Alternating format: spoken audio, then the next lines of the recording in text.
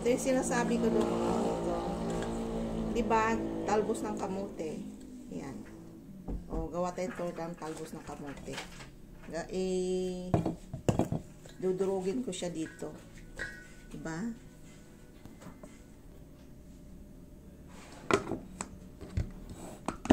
Yan, ganyan. Diba?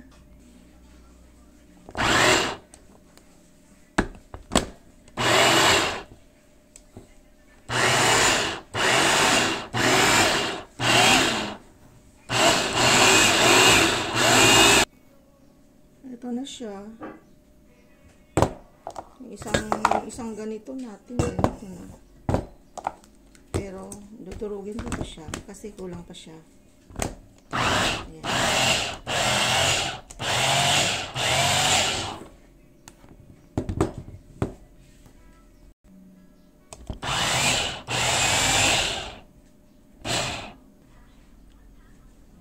Lalagyan ko siya ng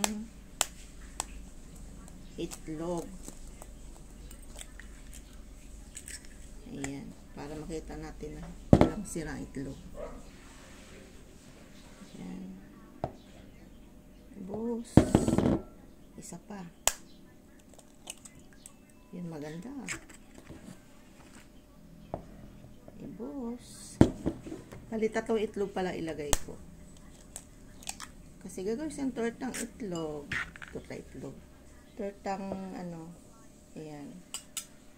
So, tortang talbos. Diba? Sama ko siya sa pag-mix. Ganun.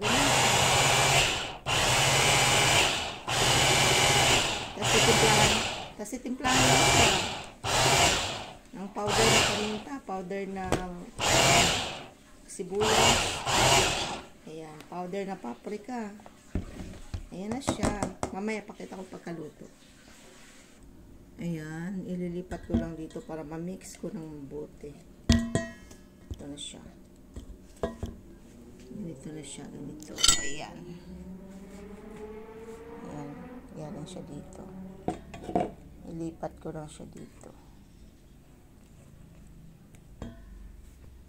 Ayan, ipiprito na. Ayan na.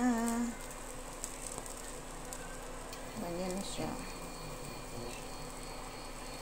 Heto na ang tortang itlog jar. Tortang talbos na nilagyan na siyempre ng itlog. Ganun lang. Simpleng almusal. Almusal ng mga char. Kain po. Ito siya. Yung yan sa kadami. Yung isang dakot na na talbos. Yan siya kadami.